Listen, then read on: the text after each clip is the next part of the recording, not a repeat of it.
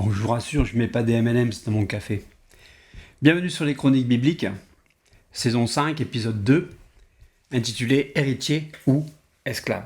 Dans l'épisode 1, si je fais un bref petit résumé, nous avons vu que les trois grandes religions, le judaïsme, l'islam et la chrétienté, se relient à Abraham.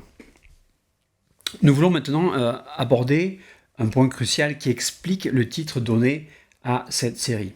Héritier ou esclave. Et voici ce que la parole de Dieu nous dit. On va retourner dans la Genèse, puisque c'est là que se trouve l'histoire. Genèse au chapitre 21, versets 9 et verset 10. Sarah vit rire le fils d'Agar, l'Égyptienne, qu'avait enfanté Abraham. Et elle dit à Abraham: chasse cette servante et son fils, car le fils de cette servante n'héritera pas avec mon fils, avec Isaac. Nous avons là des paroles qui sont difficiles, et j'en suis bien conscient, pour le monde musulman, puisqu'il se réclame aussi d'Abraham par la descendance d'Ismaël. Et le Nouveau Testament confirme le verset de l'Ancien Testament. Et on trouve cela dans Galates au chapitre 4, le verset 30. Galates chapitre 4, verset 30 nous dit: mais que dit l'Écriture? Chasse l'esclave et son fils, car le fils de l'esclave n'héritera pas avec le fils de la femme libre. Nous tenons à dire que nos propos n'ont pas de jugement en fait sur quel que soit le livre ou sur les prophètes, ou quels que soient les prophètes. Mais nous regardons ce que les Écritures nous disent, et bien sûr nous regardons ce que la Bible nous dit, et nous jugeons en fait la parole annoncée à travers la Bible, comme nous encourage 1 Corinthiens chapitre 14, 29. 1 Corinthiens 14, 29 nous dit: pour ce qui est des prophètes, que 2 ou 3 parlent et que les autres jugent. Nous ne jugeons pas les prophètes, nous jugeons la prophétie qui a été donnée. Et 1 Jean au chapitre 4 et le verset 1 Jean 4, 1 nous dit: bien-aimés, n'ajoutez pas foi à tout esprit, mais éprouvez les esprits pour savoir s'ils sont de Dieu, car plusieurs faux prophètes sont venus dans le monde. Et nous, c'est ce que nous voulons faire. Regardez ce que la parole de Dieu dit et rester dans la parole de Dieu. Nous avons donc le témoignage des deux alliances, qui excluent Ismaël de l'héritage et qui le laissent sous l'esclavage. Et c'est de ça que nous voulons parler. Est-ce qu'on est libre? Est-ce qu'on est esclave? Ou est-ce qu'on est héritier? Pourtant, Dieu a autorisé cela.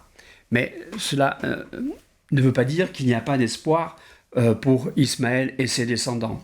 Et donc pour ceux qui se réclament de lui. Cependant, il faut être clair dans la pensée, et si on suit la pensée de la Bible, se réclamer d'Ismaël implique certaines conséquences. La première, c'est l'exclusion de l'héritage, et la deuxième, c'est le placement sous le signe de l'esclavage. Mais revenons à la parole, et avançons un petit peu pas à pas, lentement s'il faut. Je sais, je vais certainement me répéter, mais c'est ce que fait un enseignant, il répète pour que les leçons soient bien apprises. Donc, Abraham, qui ne s'appelait pas encore Abraham à l'époque, mais Abraham, lorsqu'il a conçu Ismaël. Ismaël donc est né de sa servante Agar, qui était une Égyptienne. Mais lorsqu'elle fut enceinte, elle méprisa Sarai, qui n'était pas encore Sarah, sa maîtresse. Et on trouve cela dans Genèse au chapitre 16 et verset 4. Il alla vers Agar et elle devint enceinte. Quand elle se vit enceinte, elle regarda sa maîtresse avec mépris. Bien sûr, parce que Agar pouvait donner naissance et que Sarai, elle, était stérile pour le moment. Et certainement, voilà pourquoi elle l'a méprisé. Mais à cause de ce mépris, Sarai l'a maltraitée et Agar s'est enfuie dans le désert. Mais Dieu avait vu tout cela et voyons le conseil qu'il lui donne. C'est dans Genèse au chapitre 16, verset 9. L'ange de l'Éternel lui dit, « Retourne vers ta maîtresse et humilie-toi sous sa main. » Finalement, Agar retourne avec Abraham et Sarai, et elle enfante et donne un fils à Abraham. On trouve ça dans Genèse au chapitre 16 toujours, mais au verset 15 et 16. Genèse 16, versets 15 et 16. Agar enfanta un fils à Abraham, et Abraham donna le nom d'Ismaël au fils qu'Agar lui enfanta. Abraham était âgé de 86 ans lorsque Agar enfanta Ismaël à Abraham. Ismaël, ça veut dire Dieu a entendu.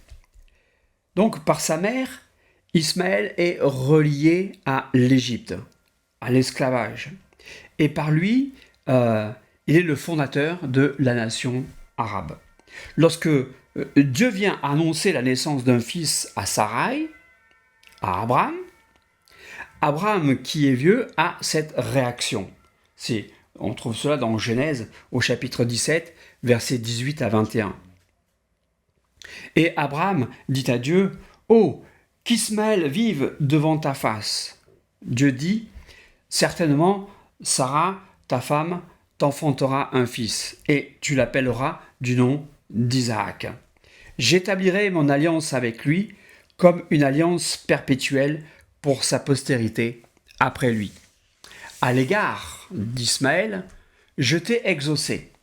Voici, je le bénirai, je le rendrai fécond, et je le multiplierai à l'infini.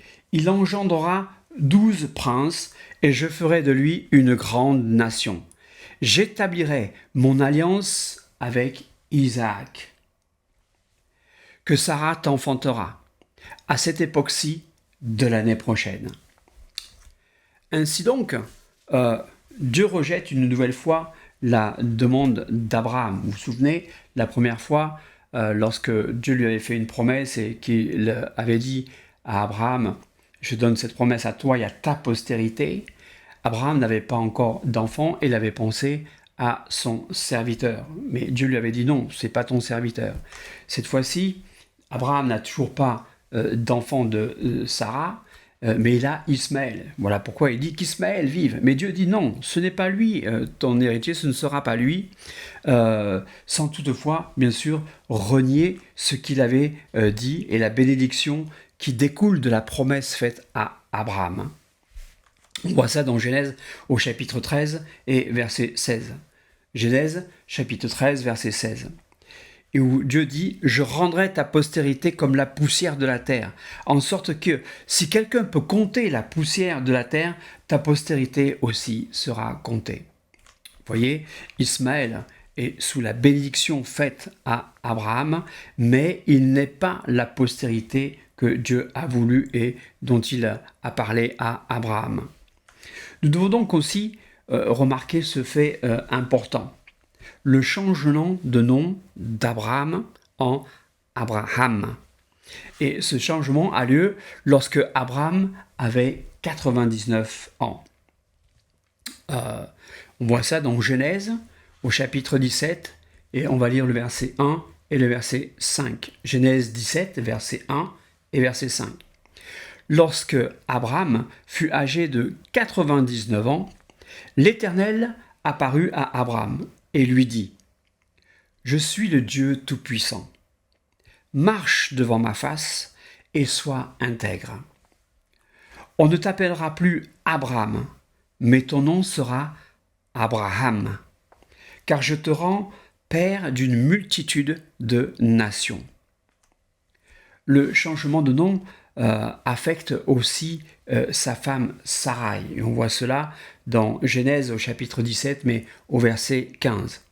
Dieu dit à Abraham, « Tu ne donneras plus à Sarai, ta femme, le nom de Sarai, mais son nom sera Sarah. » Dieu a ajouté à Abraham et à Sarah la lettre H, le He en hébreu, qui est très symbolique, puisque c'est cette lettre qui symbolise le souffle divin, la vie.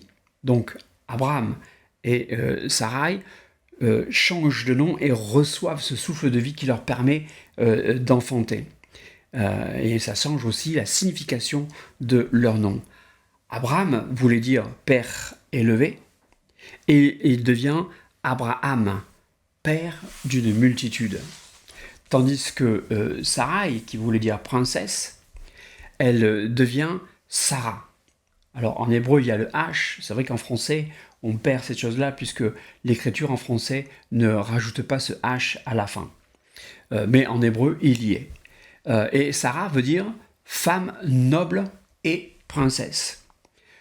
Pour Sarah, la puissance du changement de son nom l'a fait passer d'une femme qui est humiliée par sa stérilité à celui d'une femme noble par l'enfantement d'Isaac. Cependant, spirituellement, ces changements ont un effet. Ainsi, Ismaël et Isaac auront le même père génétique.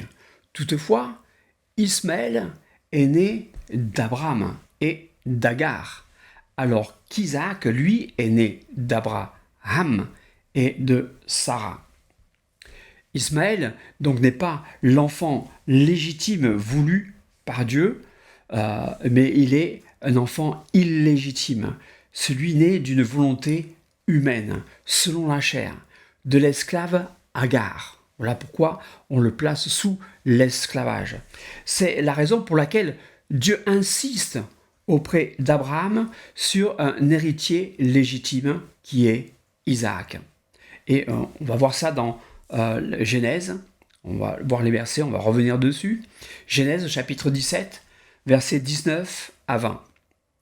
Dieu dit, « Certainement, Sarah, ta femme, t'enfantera un fils, et tu l'appelleras du nom d'Isaac.